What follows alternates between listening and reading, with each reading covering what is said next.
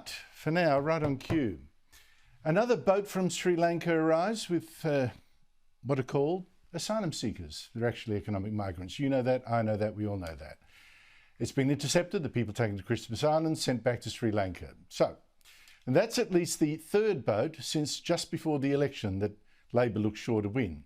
So it seems to me the Albanese Labor government is already being treated as a soft touch. Smugglers are testing it out. People are trying their luck. And why is anyone surprised?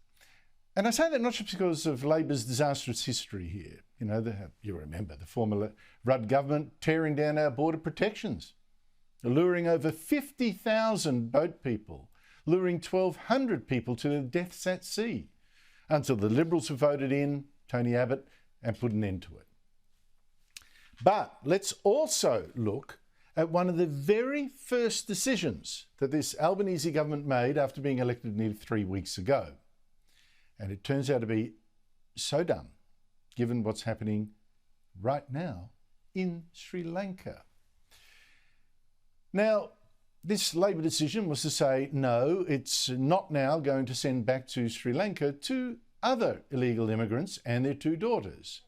The Murugappan family that have fought for years, fought right up to the High Court to stop being thrown out, and they're still fighting. We paid for all that, by the way.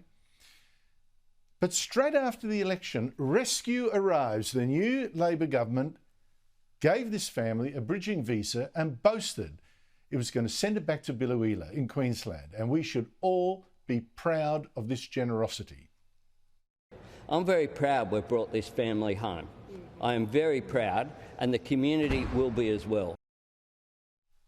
Well, you may indeed be proud, or maybe not care, but whatever you do feel, this decision looks like coming at a very high cost, including, once again, people possibly drowning at sea, again on Labor's watch. Because as I said, the context of this decision is so dumb.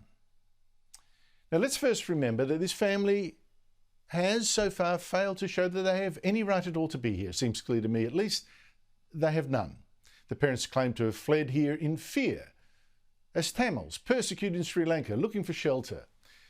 But hang on, one reason the courts didn't believe them was that the father had 3 times left Sri Lanka to work in the Middle East, and each time came back to Sri Lanka, even though there was a civil war on at the time, and even though he was supposedly persecuted in fear of his life. The mother, she went to live in India before coming here.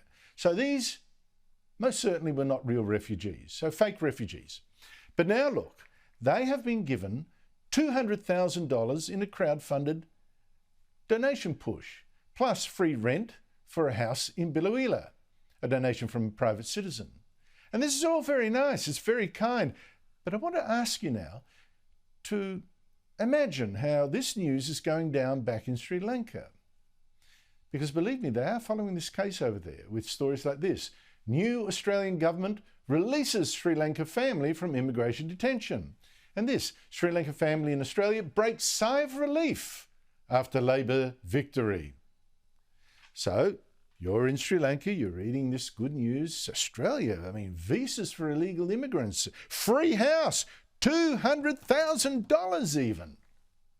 But you're sitting in a country where you're probably lucky to be earning, what's the average there, $13 a day? Provided, of course, you haven't lost your job, because Sri Lanka right now is in economic collapse.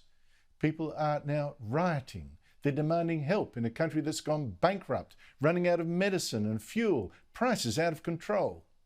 Most Sri Lankans are struggling under escalating costs. Inflation is 34 or 123%, depending on who you believe. Now, if you were one of those struggling Sri Lankans, wouldn't you think, get me out of here? Australia, that is sure looking good. Time to catch a boat.